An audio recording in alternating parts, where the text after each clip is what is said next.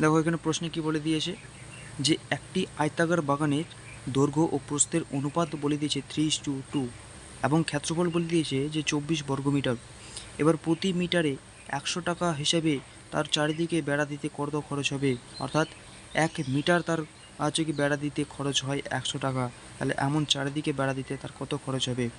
এখানটায় দেখো যে চারিদিক বলতে আমরা কি বুঝি, সেক্ষেত্রে দৈর্ঘ্য আর প্রস্থ আমাদের জানতে হবে যে কতটুকু জায়গা আছে আমাদের।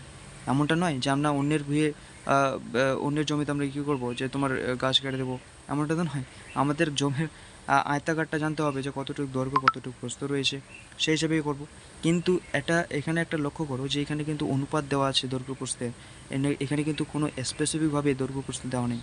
3:2 এখানে দৈর্ঘ্য প্রস্থ দেওয়া আছে আর ক্ষেত্রফল দেওয়া আছে। তাহলে দেখো এখানে যে আমি যদি এখানটায় তোমার প্রথমত দৈর্ঘ্য প্রস্থের কি যদি বার করতে চাই, সেক্ষেত্রে আমাদের যে সূত্র প্রয়োগ যে কি আছে প্রয়োগ করতে হবে, যেটা কি হলো যে রুট দৈর্ঘ্য রুট ক্ষেত্রফল ইন্টু দৈর্ঘ্য বাই প্রস্থ।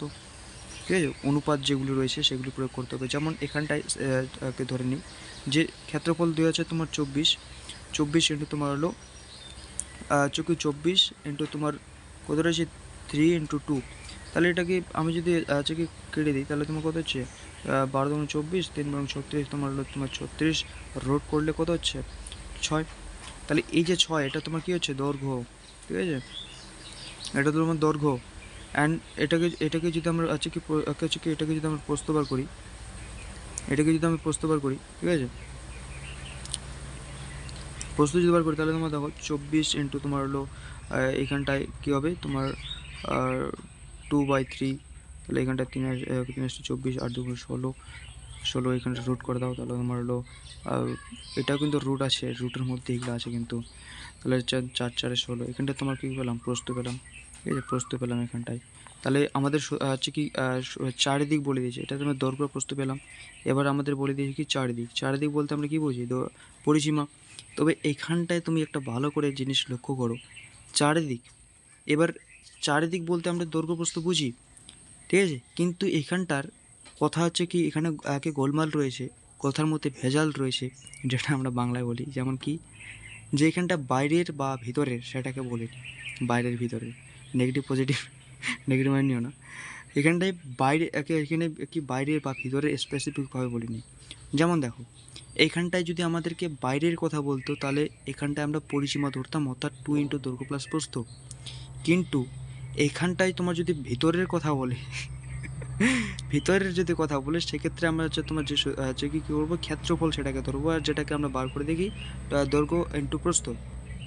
ঠিক আছে, তো যাই বলছি এখানটায় যে কি ভাষার মধ্যে কিছু ভেজাল রয়েছে, যার জন্য কিন্তু এটাকে ঠিকঠাকভাবে লিখতে পারেনি, যার জন্য আমাদের মতো ছেলে আমাদের মতো স্টুডেন্টের একটা ভেজাল মনে হয়। ঠিক আছে, তো যাই হোক এখানটায় তোমার আমরা দৈর্ঘ্য প্রস্থ পেয়েছি, তোমার দৈর্ঘ্য পেয়েছি 6 আর প্রস্থ পেয়েছি 4। ঠিক আছে, তো এখানটায় আমি 4 প্রস্থ ধরে নিলাম, সেক্ষেত্রে প্রস্থ ধরলাম কত ধরলাম কি। এবার সেটাকে আমরা পরিসীমা যদি বার করি, তাহলে 2 দৈর্ঘ্য প্লাস প্রস্থ। তাহলে তোমার কী করবো 2 ইন্টু দৈর্ঘ্য হচ্ছে তোমার যোগ প্রস্থ তোমার করে দাও, তাহলে তোমার 10। আলটিমেটলি সেটা হচ্ছে তোমার কত হচ্ছে 20 হচ্ছে, 20 সেমি হচ্ছে কি না, 20 সেমি হচ্ছে। এবার দেখো এইখানটায় কি বলেছে যে এটা মিটার হবে। ঠিক আছে, কারণ প্রশ্নে দেওয়া আছে মিটার। এবার কি সেটাকে তোমার এটাকে সেমি ছিল, কিন্তু এটাকে মিটারে কনভার্ট করতে হবে। ঠিক আছে, তো যাই হোক এইখানটায় দেখো যে তোমার এই যে কী বলেছি 1 মিটার তোমার যদি কাজ করে, সেক্ষেত্রে কিন্তু 100 টাকা খরচ হয়। এমন কত টাকা কি এই যে 200 মিটার রয়েছে, তাহলে 200 মিটার কাজ করলে কত টাকা খরচ হবে তোমার কি 100 করে দাও গুনটু, তাহলে 2000 টাকা খরচ হবে। ঠিক আছে, তাহলে কত টাকা 2000 টাকা খরচ হবে। এটা হচ্ছে তোমার হলো হিসেব। এটা যদি তোমার হলো বাইরের কথা। ঠিক আছে, এটা হলো কি বাইরের কথা।